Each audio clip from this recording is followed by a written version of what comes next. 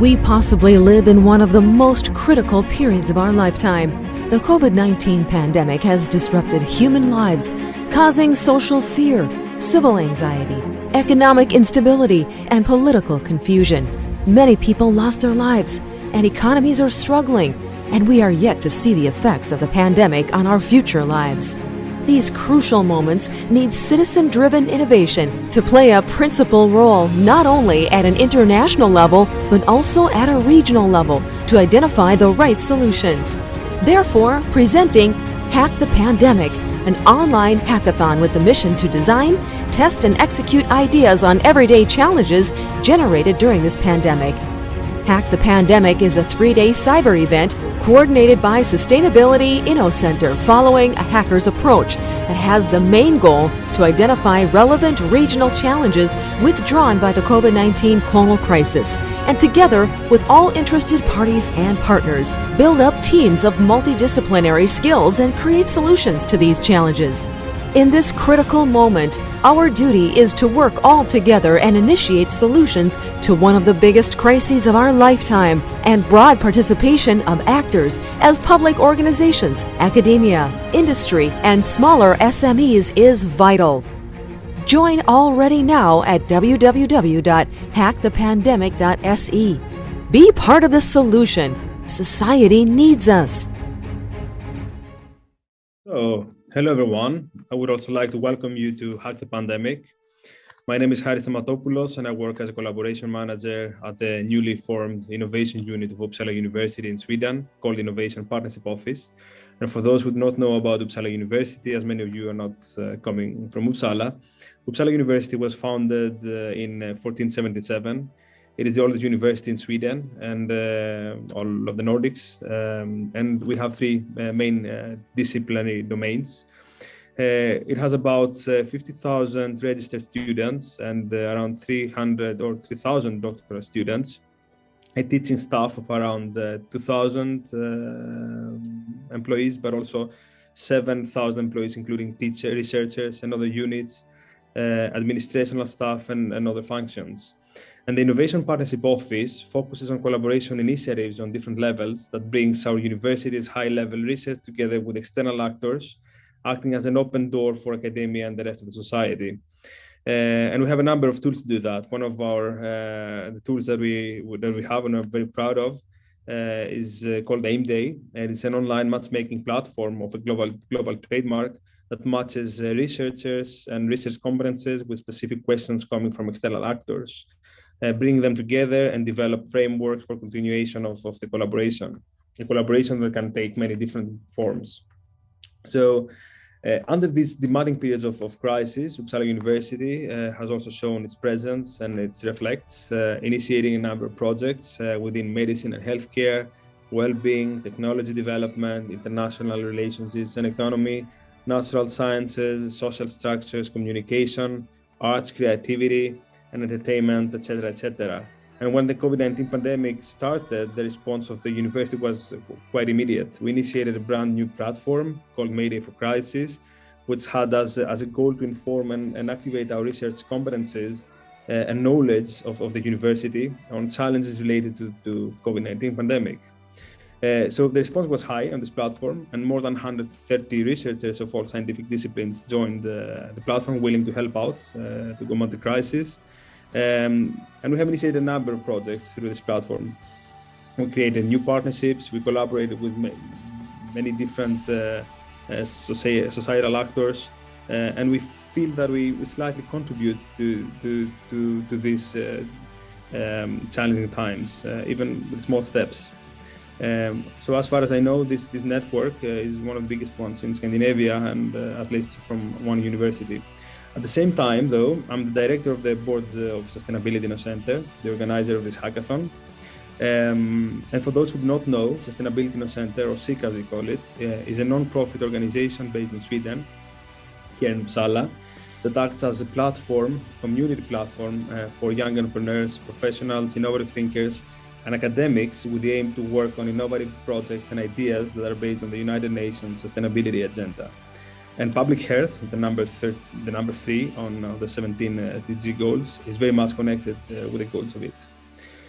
The key driver of Sustainability Innocenter is to provide new ground to concepts and ideas, product development and service innovations, the whole change from ideation to implementation through open innovation and new idea generation processes on topics related to sustainability, climate awareness, public engagement, and social challenges, having special focus on impact.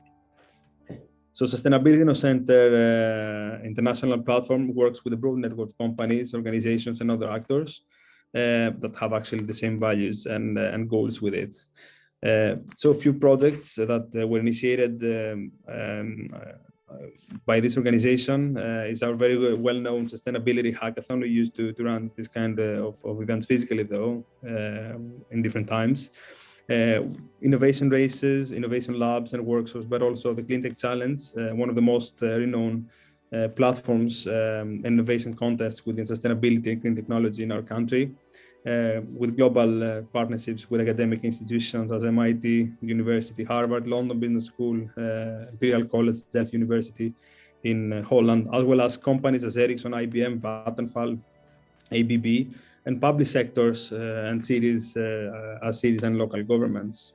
So the idea of Sustainability Innocenter is to give a stage to anyone involved and show what they can do via their work, via the involvement in a short-term project, and get just by the deliverables and the character, of course, get connected with partners through their work without being exposed to barriers as nationality, religion, skin color, sexual orientation, economic backgrounds, personal beliefs, and this kind of barriers that can actually be hurdle for the personal development of a person. And we're happy that we have succeeded doing that so far. For example, the team members and coordinators of this hackathon, mainly students, have found some fantastic jobs in their own companies already.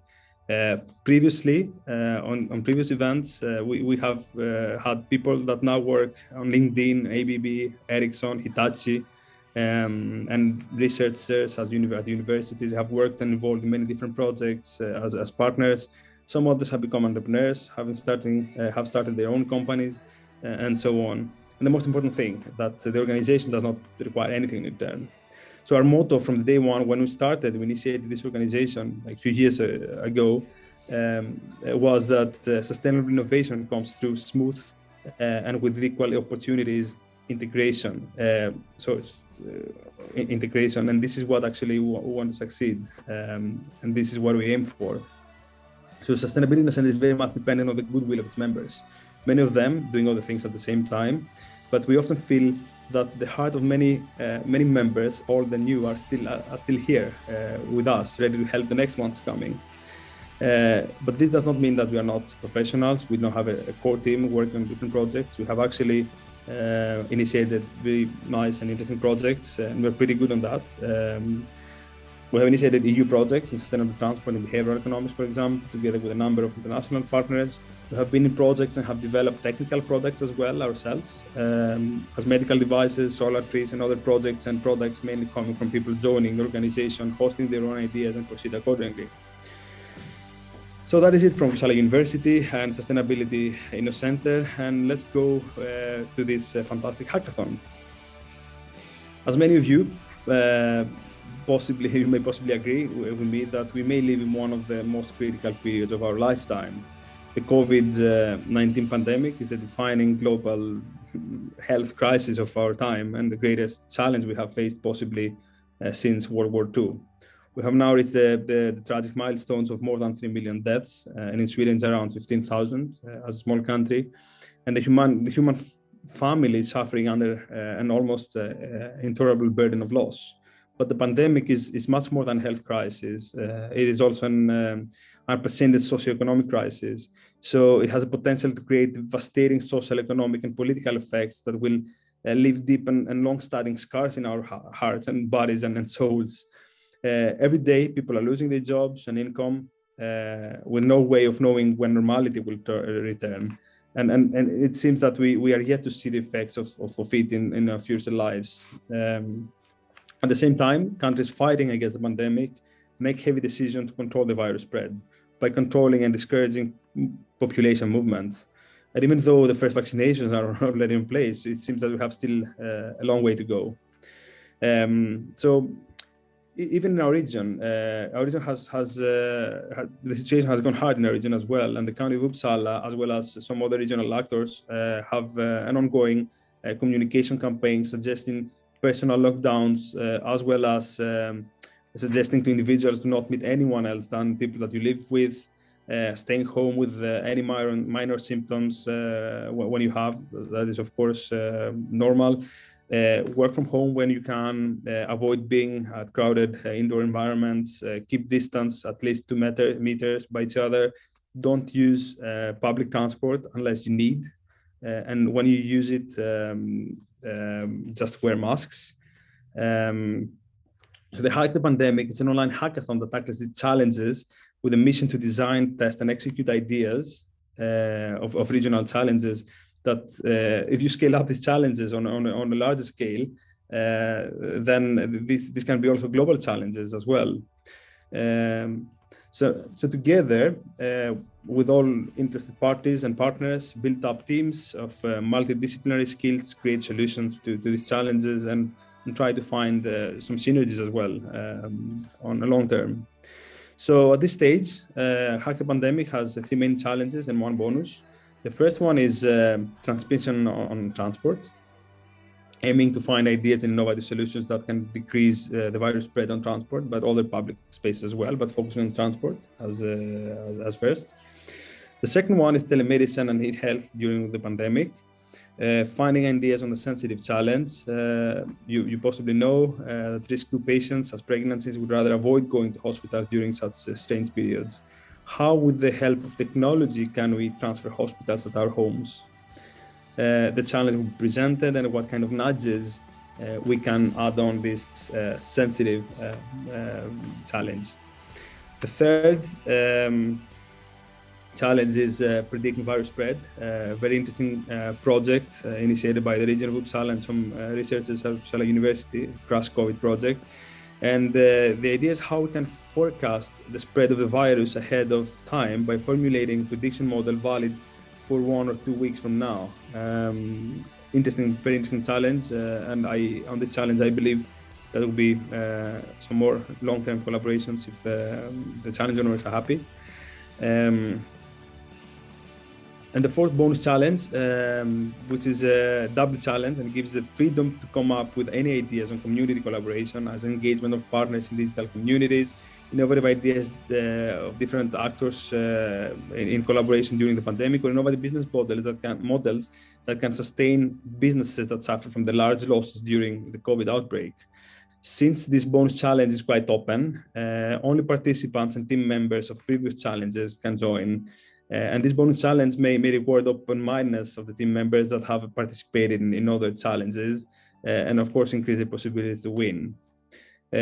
So what I wanted to mention at this stage is that the Hack the Pandemic applies to the challenge-driven innovation approach without being completely open. So the aim of the hackathon, of this hackathon, is not to really crowdsource or co-create new ideas during these days, but rather to understand your thinking process through these challenges, which will help us come in contact with you after the hackathon, collaborate with you if we think that the solutions can be relevant, of course. There we have these 3+1 concrete challenges. Of course, you have the freedom to play around them, but we did not aim to make an open hackathon with broad themes as healthcare or technology, where people can just throw their ideas in. And therefore, from the 300 people that expected, that expressed their interest to come, we had the limit down to maximum 100. You will find all information required in Slack. Feel free to ask the coordinators and the challenge owners what you need. Be present on the mentorship checkpoints if possible and start hacking. You can also find the program online on the event platform. Presentations from partners will also be sent on Slack.